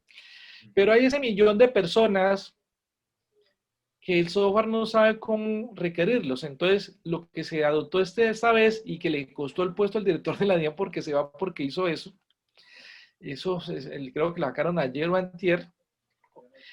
El señor que dijo, no, dígale al software de inteligencia artificial que genere 1 millón de correos físicos certificados para notificar personalmente a las personas que mandaron esta información para que vengan y actualicen su correo. Entonces es muy probable que en ese millón de personas le va a llegar cartas de correos certificados y con requerimientos de urgente para que se presenten a actualizar su root, so pena que a partir de ese momento, por cada día que se demoren a actualizar el root le van a cobrar un VT, 36.308 pesos, y que sabemos que máximo en 30 días puede llegar fácilmente a 1 millón de pesos de multa si no va a actualizar el root. Entonces, por haber hecho eso al señor, lo sacaron. ¿Eso qué evidencia? Que hay enemigos. Hay personas que estratégicamente sabían cómo operar la plataforma y por eso, por Claro. X motivo, aparecieron sin correo electrónico en su root. Pero es 1 millón de personas que ya están en la mira, que el software los identificó y que tarde o temprano van a llegar a ellos porque más que elusores, se tiene entendido que ese 1 millón de personas son evasores fiscales. Entonces, mire que el software tiene identificado quiénes son, dónde están, cómo son. Se necesita es que las personas ayudemos a actualizar esas bases de datos para poder llegar a ellos. Bueno, con relación al tema de las criptomonedas, el Congreso de Estados Unidos en noviembre del año pasado metió un proyecto para convertir el dólar, papel moneda, en dólar digital, pero con el problema que hubo de Trump, que se iba, que no se iba, que ganó, que perdió, que fraudes, que no fraudes, el tema quedó aplazado para marzo de este año. Pero aún así, los congresistas que están en esa comisión en Estados Unidos están retroalimentándose las experiencias que existen de las otras 98 criptomonedas, y con base en esas experiencias están ya haciendo la regulación para que la Reserva Federal, que es un banco privado, que es la empresa que imprime papel moneda para todo el mundo sin ningún control de nadie, para que esa empresa pueda ponerlas en control y en cintura, y realmente pues se pueda rastrear y monitorear toda la emisión de dinero digital, porque hoy en día nadie sabe cuánto papel moneda dólar existe en el mundo, porque ese banco privado no le da cuenta y razón a nadie de eso. Entonces, para empezar a controlar ese tema, el proyecto de ley lo primero que va a hacer es sustituir el papel moneda que quiera, le van a dar la posibilidad a las criptomonedas que existen, que están especulando con la sub y baja de la criptomoneda, con las tendencias, porque sabemos que detrás de eso no hay ningún respaldo, ninguna garantía, ninguna legislación. Le van a dar un periodo de transición para que esas criptomonedas se pasen a cualquiera de estas con un valor de pérdida, de transición y de intercambio, porque finalmente deben quedar 4, máximo 5 criptomonedas que van a soportar los blockchain en las transacciones y en los intercambios que existen en el mundo. Las demás 98 criptomonedas tienen que desaparecer. Entonces, eso es gravísimo. Usted mencionaba el tema de la minería. La minería es que las criptomonedas se estuvieron utilizando en términos de especular como se especula en la bolsa de valores con las acciones o con los títulos que están suscritos en bolsa. Esas criptomonedas permitieron en un momento dado exponer un capital importante de muchas personas que pusieron en respaldo y garantía esas criptomonedas, y para el tema de la especulación pusieron sus patrimonios personales. Por ejemplo, la criptomoneda de Venezuela, que puso en respaldo para facilitar la dinámica de ese negocio, puso las reservas petroleras. Entonces eso es crítico, porque Estados Unidos le va a implicar entonces que para poder sustituir esa criptomoneda de Venezuela tendría que respaldarlo en dólares, pero esos dólares estarían respaldados en la reserva de petróleo de Venezuela. Entonces, en un momento dado, el dólar digital podría hacer efectivo ese papel moneda y decirle a Estados Unidos, esas reservas son mías. Entonces, eso es crítico. O, por ejemplo, el caso de James. James Rodríguez, él sacó su propia criptomoneda, puso en fiducia un patrimonio personal importante, y sobre ese patrimonio puede respaldar esa criptomoneda. Entonces, podría pasarle a él que por la especulación y el temor de la gente de salir corriendo a vender y a realizar, realmente esa fiducia consuma todos sus recursos, desaparezca su patrimonio y la criptomoneda él queda valiendo cero. Entonces, eso es peligroso hoy en día, tener esa criptomoneda, por esa dinámica que se va a gestar. En la Comunidad Económica Europea, el documento está listo, el análisis está listo, simplemente se está esperando que haya como consensos por parte de los eurodiputados para que cuando se lleve eso al Congreso de la Comunidad Económica Europea se tenga el consenso suficiente para que finalmente se haga la transición al euro digital. Y serían las 3 criptomonedas que trabajarían. Los árabes le quieren apostar a eso, pero le están persuadiendo los gringos y los europeos para diciéndole, si ya el petróleo, si las negociaciones están en dólar, ¿para qué van a crear otra criptomoneda? Sigan trabajando con la de nosotros. Miren que ustedes sus reservas de petróleo se van a acabar, y si ustedes meten una criptomoneda y se acaba eso, pues su criptomoneda se va al piso y ustedes se quedan sin nada. En cambio, si la tienen en el euro, si la tienen en el yuan, si la tienen en el dólar, pues van a tener otra vez la posibilidad de que parte de ese dinero no lo pierdan y lo puedan seguir trabajando y mantener sus fondos soberanos, que es lo que ellos tienen en invertir. Ok, ok. Muchas gracias. Con gusto. ¿Alguna otra inquietud de los compañeros? Gerson, una pregunta. Cuéntanos. Si el panorama mundial nos indica que, digamos, estas grandes criptomonedas van a estar soportadas por euros, yenes o monedas de ese tipo, ¿quiere decir que las grandes economías del mundo van a ser regidas por ese tipo de monedas? Sí, la idea es la siguiente. Lo que se ha buscado con algo que se llama el GAFI, que es un estándar internacional del producto, la única forma de controlar los recursos que son origen o producto del lavado de activos, o producto de la financiación del terrorismo, o el contrabando, o la evasión fiscal, es hacer una moneda digital. Entonces el Gafi, ¿qué dice? Todas las operaciones que se lleven a cabo en el mundo tienen que ser a través de dinero digital y todos tienen que ser a través de las plataformas de blockchain. Con eso van a poder saber quién compró, quién vendió, quién pagó, qué recibió, dónde está el dinero digital, quiénes lo tienen, quién lo concentró, por qué concepto se pagó, a quién se le pagó. Es decir, que si alguien va a seguir haciendo prácticas inherentes a los fenómenos de corrupción, van a ser como antiguamente los abuelos, lo tendrán que hacer con oro, con plata, con bienes y cosas por debajo del colchón, porque si lo evidencian, si lo muestran en estas plataformas de blockchain, fácilmente van a identificar quién pagó un soborno, quién pagó una comisión, quién no está justificando el origen de fondos, quién apareció con dinero que no se sabe cuál es su procedencia. Entonces, una forma de erradicar esos fenómenos de corrupción, de lavado de activos, financiación del terrorismo, contrabando, evasión fiscal, es a través de las criptomonedas.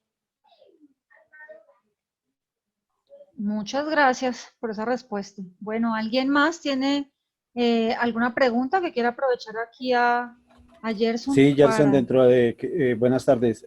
Primero, bueno, gracias a Carolina y a ti, muy educativo adicionalmente. Pero lo que tú planteas es que las empresas ya no deben llevar contabilidad de pronto en un corto plazo. Bueno, hay un documento que se llama Al final de la contabilidad, lo pueden encontrar en internet, que es un estudio de la Universidad de Illinois, donde en el 2008 dijo, una vez empiece a operar la economía circular, una vez empiecen a adoptarse las tecnologías emergentes y disruptivas, no se necesita contabilidad. ¿Qué se necesita? Buenas prácticas de contabilidad.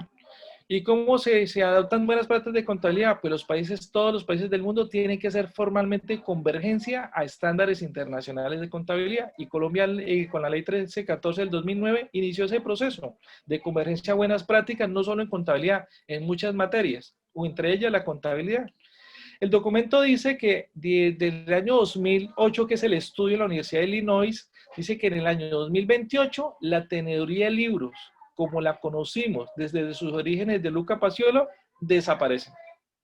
Tanto así que desde el 2009 hasta la fecha, a los diferentes espacios académicos del gremio de contadores se les ha dado a conocer cómo a través de las tecnologías disruptivas la teneduría de libros desaparece.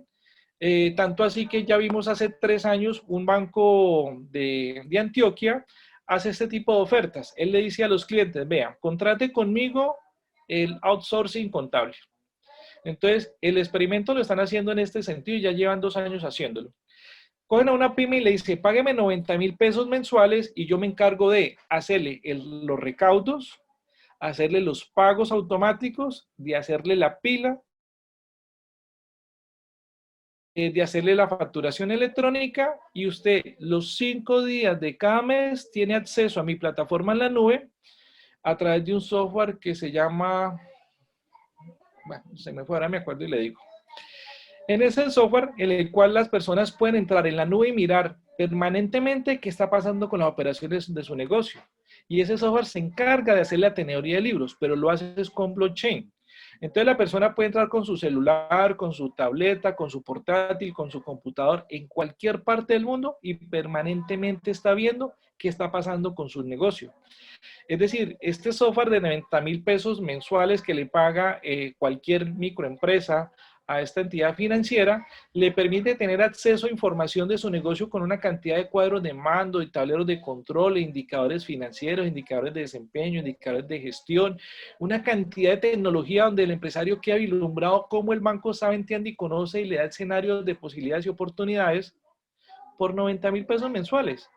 Entonces yo pregunto, ¿qué contador tiene acceso a una plataforma, a una tecnología de esta naturaleza que le pueda ofrecer los mismos servicios a un empresario? No la tiene, no la tiene. Es más, las empresas hoy en día en Colombia ni siquiera tienen software para hacer estándares internacionales. Por eso la mayoría de las empresas van a terminar trabajando con los proveedores tecnológicos que tengan la tecnología o con el sector financiero que le ofrezca los servicios. Porque el blockchain es una forma de hacer contabilidad de manera segura, de manera confiable, de manera óptima, de manera eficiente, de manera eficaz y con una característica. Todo el tiempo tengo acceso a información de calidad sobre lo que está pasando. dígame cuáles fueron sus políticas contables. No las hice, venga, entre este software de inteligencia artificial, él le va a hacer una serie de preguntas y dígale usted cómo manejaría sus políticas contables y él se encarga de parametrizar el software para que trabaje con sus políticas contables. ¿Qué más le pregunta? Cada vez que usted va a comprar algo, le va a decir si la compra es un costo, si la compra es un gasto o si la compra es una inversión. Nada más. El resto, todo lo trae la información del XML y con eso el software puede hacer todo lo que se necesita en materia de tenedoría de libros, en materia de declaraciones fiscales, en materia de rendición de cuentas en informes y en materia de publicación de información estadística en la página web del empresario. Entonces, la contabilidad como la conocimos en términos de tenedoría de libros desapareció. Muchas gracias por la respuesta y da un panorama claro hacia dónde tenemos que apuntar. Gracias. Exactamente. Doctor Gerson, muchas gracias por la conferencia. Se me adelantó el compañero anterior. Entonces, ¿qué nos ponemos a hacer? ¿Cuál es el futuro el futuro del trabajo? ¿Qué hay que estudiar? ¿Blockchain o qué cosas? ¿O vamos a seguir vendiendo facturas o facturas de nómina? ¿Cómo va a ser? Hace 2 años con PUCOL y el Instituto Nacional de Contadores crearon un espacio muy interesante sobre el futuro de la revisoría fiscal en Colombia. Allí tuvo la oportunidad la firma KPMG de mostrarnos qué deberían dedicarse a hacer el futuro los contadores y mostraron un video institucional muy interesante donde justamente ese software, ese video mostraba cómo permanentemente el empresario está viendo cómo están sus negocios, sus finanzas, su dinámica de sus operaciones. Pero el software mostraba en un momento algo non santo, algo irregular, algo circunstancial que se presentaba. Es decir, habían tableros de control y cuadros de mando que permitían identificar en cualquier momento irregularidad o cualquier factor de riesgo. ¿Qué implicaciones tiene eso? Que uno tiene que aprender a hacer minería de datos. ¿Qué significa eso? SQL. SQL es un lenguaje de consultas para base de datos. Ese curso lo puede hacer uno a través del SENA gratis, lo puede hacer virtual. Normalmente lo enseñan SQL de productos como MySQL Server o MySQL o a través de Access o a través de otras bases de datos. Por ahí hay uno que llama María, otro que llama SQLite. En fin, existen muchas bases de datos. A través del SENA se pueden hacer esos cursos. ¿Para qué sirve el SQL? Que cada vez que en ese software monitoree algo no conforme, la persona pueda entrar con SQL, hacer minería de datos, identificar qué está generando el factor de riesgo, dónde está la inconsistencia en la información, quién está dando la consistencia en la información. Ese es un campo de acción importante, porque el cliente cada vez que aparezca algo, necesita alguien que entre y le mire y le repare. Así como una máquina que en su momento histórico prendía por un semáforo rojo o amarillo, a mí operaban la máquina, traía al ingeniero a arreglar la máquina y seguía operando. Así le va a pasar al empresario hoy en día. Aparece un semáforo en amarillo, un semáforo en rojo y necesita a alguien que sepa, que entre a mirar y a revisar y a analizar qué está pasando y les contadores que sepa manejar esas tecnologías disruptivas para entrar a asistir y acompañar y dar esos valores agregados a los clientes que requieren de ese tipo de situaciones. Ese es un campo de acción.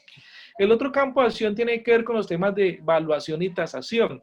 Si uno mira la legislación colombiana, el tema de los avalúos ha sido monopolizado por los arquitectos y los ingenieros civiles en Colombia. Pero cuando uno mira los estándares internacionales de evaluación y tasación, ¿qué dice? Contadores. Tanto así que hoy en día las empresas que salieron corriendo a hacer los avalúos para el estándar internacionales contrataron esos evaluadores viejos y los avalúos para estándar internacionales quedaron mal hechos. ¿Por qué? Porque los avalúos necesitan que la valoración sea en 2 dimensiones, que se diga cuál es el valor del costo de adquisición ajustado o que se diga cuál es el costo a valor razonable. Y los avalúos siguen dándose una valoración comercial. Esa no sirve. 2, se han identificado los diferentes componentes y sus vidas útiles. Esos avalúos no tienen esa información. Se necesitan 3. Se necesitan que esos avalúos digan cuáles son los factores de riesgos que darían origen a los deterioros de los activos. Esos avalúos no tienen ese tipo de análisis. Por lo tanto, esos avalúos, los únicos que podrían entrar a hacer eso son contadores. ¿Que se necesita una experticia en el tema civil? Pues en la misma legislación, en el estatuto contable establece que cada vez que un contador que va a dar fe pública, en este caso de dar un avalúo, una valoración de un bien, Si necesita de un auxiliar experto en el tema, pues lo contrate, le dice, necesito esta especificidad, necesito este dato técnico para tener la certeza de poder hacer la valoración correspondiente. Es decir, nos podemos apoyar en otros profesionales, en otras disciplinas del conocimiento para poder estructurar el avalúo y la tasación bajo estándares internacionales. Ese es otro campo de acción. Está pasando algo bien particular y que ya se tenía previsto al comienzo de la pandemia. Resulta que muchas empresas están recibiendo recursos por parte del Estado en materia de financiación de la pila. Entonces, ojo con la siguiente análisis. Cuando una empresa, por decir algo, genera 100 millones de ingresos, normalmente, estadísticamente, se ha evidenciado que la estructura de costos dentro del estado de resultados de la empresa, la mano de obra puede llegar a ser alrededor del 30% del ingreso. De ese 30% del ingreso, el gobierno le está diciendo, le voy a ayudar con el 40% de la pila. Es decir, que más mal contado le está ayudando entre 10 y 12% del valor de ese costo o de ese ingreso que está generando. Si en promedio las empresas en Colombia declaran que fiscalmente pueden rentar entre el 10, el 12 y el 15%, y ahora le está dando una ayuda al gobierno, una subvención, que es un ingreso adicional para el Estado lo que busca con esto es incrementar la base fiscal, incrementar la base de tributación. Entonces, si la empresa viene ganándose mal contados el 10% de esos 100 millones, y ahora con la ayuda, que la subvención del PAE que le da el gobierno, que es el de otros 10 puntos, o sea, otros 10 millones, en las declaraciones de renta que tendrá que presentar este año y el próximo año, las empresas tendrán que mostrar una base fiscal mayor a 20 millones, mayor al 20% de sus ingresos. ¿Qué va a pasar con esas empresas que muestren que siguen ganándose los mismos 10 millones a pesar de que le dieron una subvención de 10 o 12 o 15 millones de pesos? Eso es fraude. Entonces, ¿qué va a requerir la DIAN? Auditores forenses para contratarlos, porque la Constitución Política de Colombia permite que cuando se necesitan hacer este tipo de auditorías masivas se puedan contratar empresas de particulares para que lleven a cabo ese tipo de auditorías. Entonces, la DIAN va a requerir auditorías forenses para identificar por qué la información fiscal de esta empresa, la lógica no cuadra. ¿Por qué está diciendo en un momento dado que la empresa, pudiendo duplicar sus ingresos gracias a las subvenciones, está diciendo que siguió ganando lo mismo que venía ganando antes de la pandemia y venía ganando lo mismo antes de las subvenciones? Eso no es lógico, eso no es coherente. Entonces, muchas de las empresas, cuando les van a hacer sus auditorías, ellos ¿qué van a decir? Nos quebramos por la pandemia, y van a demandar al Estado por la pandemia, por la auditoría. La auditoría forense va a decir que realmente hubo un fraude en la declaración fiscal del emprendimiento, va a demostrar de que el Estado no quebró el emprendimiento por la pandemia, y va a demostrar la mala fe del empresario al querer reducir su base fiscal cuando los números no cuadran, para ocultar parte de los ingresos que se están generando. Entonces, la auditoría forense va a ser otro campo de acción del ejercicio profesional. Otro. Como las plataformas de inteligencia artificial de la DIAN se van a encargar de hacer las declaraciones de aforo, es decir, va a llegar el momento muy corto, 1 máximo 2 años, la DIAN le va a decir a usted, esta es su declaración fiscal, contrátese una auditoría tributaria, un experto tributario que constate lo que sacó el sistema versus la información que usted pueda tener, que pueda controvertir, que pueda conciliar, que pueda demostrarle al software que está equivocado, o finalmente decirle al contribuyente si esa es la información, por lo tanto proceda a pagar. Mire que campos de acción del ejercicio profesional son muchos. Lo que pasa es que el perfil hoy en día del contador para hacer ese tipo de cosas no se tiene. Eso implica que el contador tiene que salir corriendo a actualizarse, a formarse en todos esos temas. Si no está formado ni actualizado en lo nuevo, sale del mercado. Y no solamente este tema está afectando a los contadores, está afectando también a los abogados. Hoy en día hay un software que se llama Sara. Ese software lo compran las empresas, y ese software se encarga de dar toda la asesoría y toda la orientación y toda la doctrina y toda la consultoría o la asesoría jurídica a las empresas. Entonces le dicen al software, vea, tenemos este problema, esta situación, ¿qué hacemos? Y el software le responde como si fuera un abogado, con conocimiento de causa de los hechos, diciéndole el decreto, la norma, el artículo, la sentencia, toda la información, sin que la empresa tenga que contratar o pagar los servicios jurídicos de nadie. Tanto está que ese software en su segunda versión ya está en la posibilidad y en condiciones de darle elementos y la información, y el software se encarga de hacer varias cosas. Uno, hacer la demanda. Dos, hacer los acompañamientos y las asistencias en las audiencias de las demandas. El software lo puede hacer. Entonces, ¿para qué necesitamos abogados? ¿Mm? ¿Qué tendrán que dedicarse a hacer los abogados? Hay cosas por hacer, pero tiene que ver con estas tecnologías. Doctor, pero asesor tributario, ¿para qué? Si todo van a ser documento electrónico y factura electrónica, ya todo está ahí. Entonces, ¿qué? ¿Qué asesor tributario va a haber? Auditorías tributarias. Al comienzo el software puede tener problemas de calidad de datos. Al contribuyente le puede decir, pague este impuesto, y el contribuyente se va a asustar. No, ¿y por qué toda esa plata? Entonces ahí es donde uno entra como auditor tributario a decirle, ojo, fue que el software no tuvo en cuenta esta información exógena. Ojo, es que esta información quedó mal presentada. Ojo, es que uno le pelea y le demuestra al software que falta información para llegar a esa declaración de aforo, y uno puede hacer, ajustar, aclarar, modificar y precisar la declaración con conocimiento de causa y con evidencias y con todo un acervo probatorio para que la declaración fiscal de aforo pueda ser modificada y el contribuyente pueda pagar lo que es justo, lo que realmente le corresponde. Al principio, después eso también desaparece. ¿Alguna otra inquietud de los compañeros? Y doctor Gerson, ¿usted qué sabe de México que ya está en nómina electrónica? ¿Qué sabe usted de eso? ¿Cómo es allá la cosa? Ellos están volando, ellos están... Mire, hoy en día los mexicanos están más relajados porque muchos de los mexicanos se han asociado a plataformas de inteligencia artificial de empresas hindúes y trabajan relajados de la siguiente manera. Ellos le dicen a los clientes en México, le ofrezco el outsourcing contable en blockchain. ¿Y eso quién lo hace? Lo hace un software de la India. ¿Quiénes se encargan de hacer todo el proceso, el monitoreo y el control de eso? Mano de obra de la India. Yo simplemente, ¿qué hago? Constatar, monitorear y verificar que el cliente cargue las plataformas del software de la India y que las personas de la India hagan su trabajo de constatación, verificación del proceso. El software me genera los informes y el contador mexicano, ¿qué hace? Le saca la información convencional y tradicional al empresario que todavía no conoce el tema y le dice, aquí están sus estados financieros, le manda un enlace para que entre y los mire, o les manda un audio donde le explica el informe. Es decir, se han aprovechado alianzas estratégicas con empresas hindúes para ese tipo de outsourcing contable. Aquí los empresarios colombianos en ese sentido están dormidos, están esperando que el sector financiero haga lo que están haciendo las firmas de contadores en México. Estamos dejando que el sector financiero se nos anticipe y empiece a ofrecer servicios que deberíamos estar ofreciendo los contadores. Bueno, y se viene también la contabilidad electrónica, más o menos en unos, pensaría yo que en unos máximo 3, máximo 5 años, ¿no? Para poder regular y aprovechar todos esos documentos. Las entidades financieras, o sea, eso ya empezó. El que primero llegue ofreciendo esos servicios así, pega. Bueno, ahí está el futuro. ¿Alguno más? Claro, no, ya llegamos a eso y la pandemia lo que hizo fue acelerar todo ese proceso.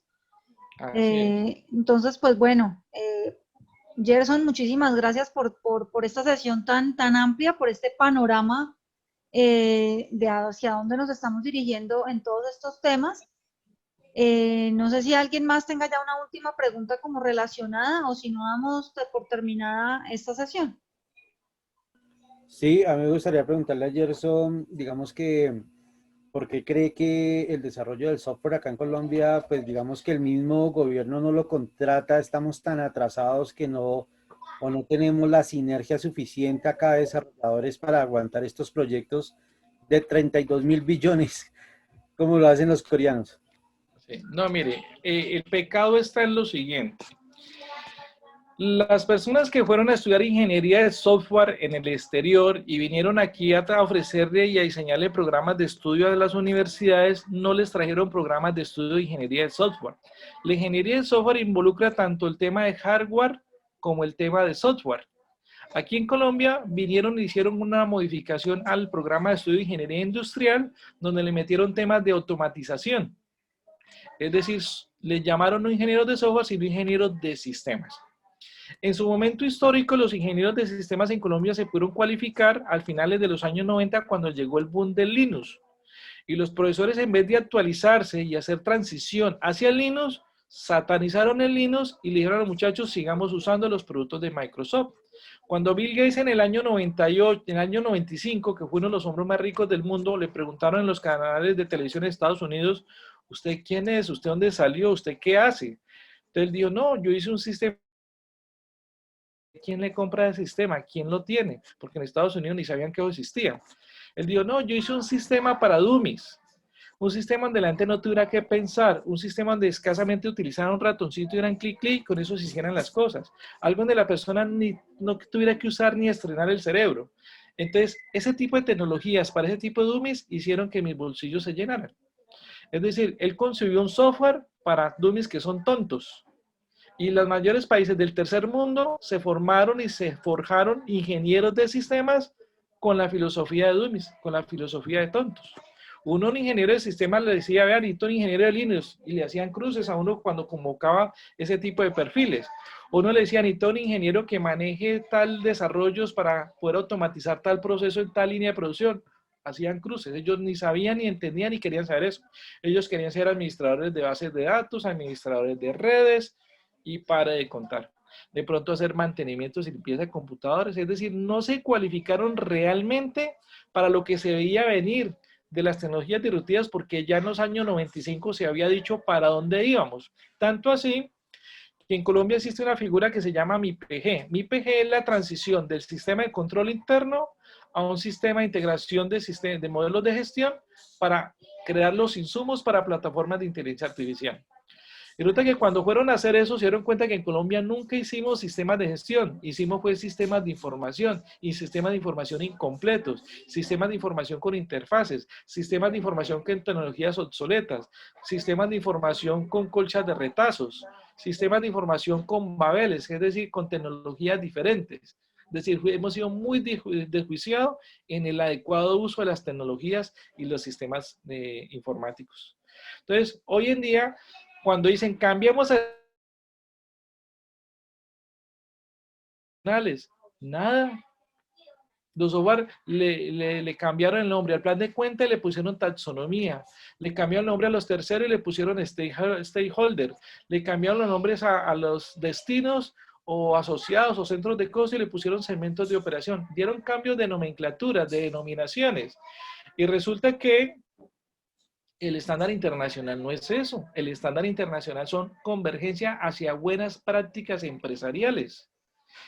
Práctica empresarial implica hacer reestructuración y reingeniería a todos los sistemas informáticos que hay en Colombia. Por eso ninguno de los sistemas que hay en Colombia, los más de 280 que están registrados, que venden productos y servicios y facturan, ninguno cumple con estándares internacionales al 100%.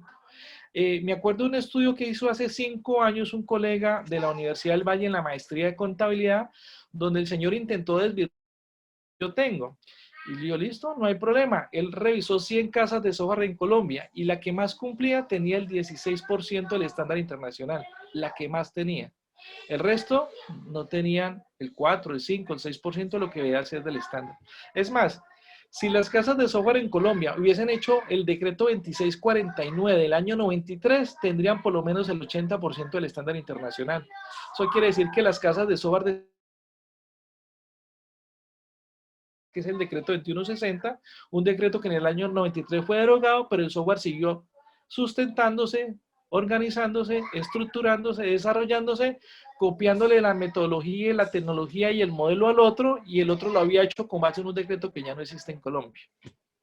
Entonces, han sido muy cómodos, es como la ley del menor esfuerzo, y han invertido unas sumas importantes de dinero y han incorporado una cantidad y recursos interesantes, pero son colchas de retazos frente a lo que debería ser los sistemas con tecnologías disruptivas en Colombia. O sea que toca estudiar en Unisparta Online, minería de datos. Algo así. Muy bien. Muchas gracias, Gerson.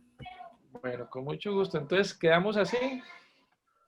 ¿No hay Muchísimas más gracias. inquietudes, compañeros? Bueno, con mucho gusto entonces. Les pueden compartir el material a los compañeros, ¿no? Claro, perfecto, Gerson. Yo creo que aquí queda más de uno como con la boca abierta porque el futuro pinta bastante movido. Bueno, muy bien. Por ahí veo Gracias. Bueno, listo, pues felicidades. Entonces, iPhone iba a preguntar algo antes de cerrar. Abrió micrófono, pero no dijo nada. Sí, prendí el micrófono y no digo nada. Bueno, Felicidades, pues, feliz noche, que descansen, que estén muy bien. bueno, muchísimas gracias, Jason. Que estén muy Noches, bien. gracias por todo. Con gusto, Hasta pues. luego, muchas gracias. Chao, Carolina, gracias. Vale, Chao, hasta pasen luego a el todos. día. Gracias por Serían todos. asistir y aprovechar esta oportunidad. Chao, Carolina, feliz noche a todos. Vale, hasta luego.